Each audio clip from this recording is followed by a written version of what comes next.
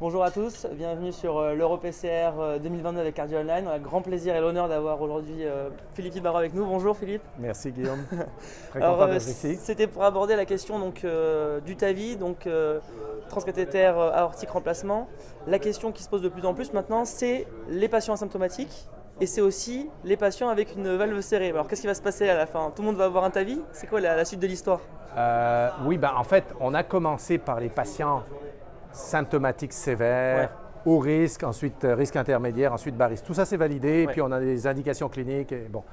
Là, maintenant, on est en train, le TAVI ou les indications sont en train de s'étendre vers des populations peut-être à plus bas risque encore. Donc, on parle des serrés, mais asymptomatiques. Il y a l'essai clinique Early TAVR qui est en cours. Donc ça, vous y croyez finalement, à ces patients serrés asymptomatiques. C'est quand même un changement de paradigme qui est énorme, puisque ces patients n'ont jamais été traités jusqu'alors. Oui, et puis il n'y a pas encore d'indication de classe 1. D'accord. Donc ça reste à démontrer. Oui, ça reste à démontrer, mais je pense qu'avec ces essais cliniques-là, on va peut-être être en mesure de le démontrer.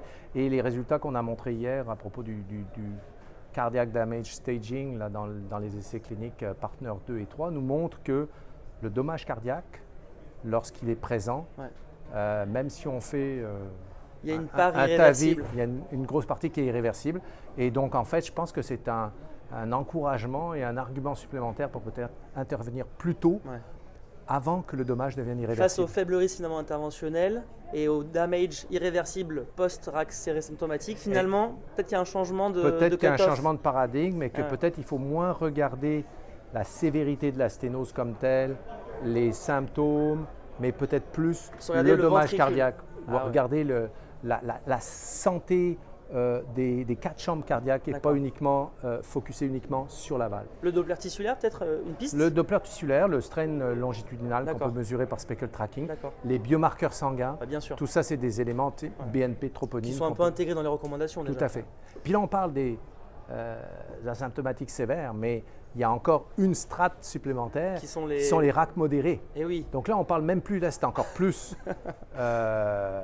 Oui, c'est encore plus. C'est plus le RAC serré, c'est le RAC modéré. Là, on parle du RAC modéré. Et donc, on a un essai clinique qui est en cours, qui est l'essai clinique Progress, qui est le même design que Early TAVR, mais pour du RAC modéré. Alors, pour lequel il n'y a absolument aucune indication. C'est que des VG altérés ou c'est aussi des VG conservés? Non, alors il y a eu un premier essai clinique qui est toujours en cours, qui s'appelle TAVR Unload, qui visait vraiment des patients avec VG altéré, donc insuffisance cardiaque, systolique, pour lesquels on a vraiment optimisé le traitement médical d'insuffisance cardiaque et qui demeurent symptomatiques.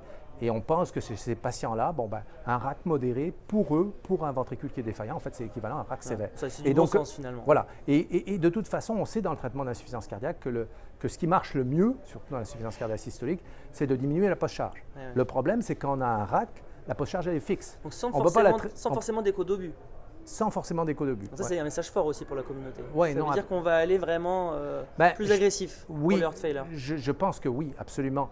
Et puis, maintenant, on va même au-delà de ça. C'est-à-dire qu'au début, on focusait juste sur ce groupe de patients qu'on pense être les plus vulnérables, ceux qui ont vraiment de la défaillance systolique. Mais là, maintenant, dans Progress, c'est RAC avec dysfonction diastolique 2 ou 3, ou symptômes, ou fibrillation auriculaire. Donc, c'est beaucoup plus large. Ou bas débit. Bas débit classique avec basse fraction d'éjection ou bas débit paradoxal avec fraction d'éjection préservée. Tous ces patients-là sont éligibles. C'est des situations où finalement on a l'impression qu'il y aura quand même un bénéfice clinique. C'est pas tout VG conservé qui se plaint de rien et qu'il n'y a pas de… Voilà. Je pense qu'il ne faut pas non plus déraper en ce sens qu'on ne veut pas nécessairement faire un TAVI sur des patients qui ont un RAC modéré et où tout va bien par ailleurs. Il n'y a pas de dommage cardiaque, le patient est asymptomatique, il n'y a pas de dysfonction diastolique avancée. Ces patients-là, je pense qu'on les suit puis c'est tout. Mais par contre, les patients qui commencent à avoir une évidence de défaillance cardiaque, systolique ou diastolique, ceux-là, oui, sont plus vulnérables à une post-charge qui est même modérée et que peut-être ces patients pourraient bénéficier d'une intervention plus précoce. Et c'est ce qu'on veut éventuellement regarder avec les cliniques. C'est incroyablement excitant. Merci beaucoup en tout cas de nous partager autant. Merci de faire autant avancer la science dans ce domaine en tout cas. Et c'est une grande chance de vous avoir dans nos communautés françaises et cardiologiques. Merci beaucoup. Merci beaucoup. Merci.